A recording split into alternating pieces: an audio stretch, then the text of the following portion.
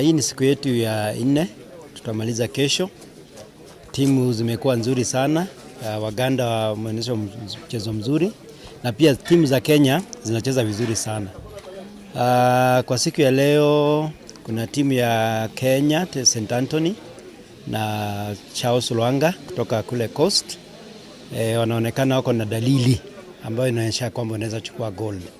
Tunatembea game ya kesho kati ya Kakungulu na St. Charles Lwanga.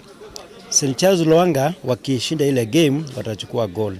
Wakidraw na Anthony kutoka kule Kitale ishinde game zake zote pia watachukua gold. Kwa hivyo tunaombea timu za Kenya ushindi na wako na ile uwezo ama capability ya kuchukua hii gold.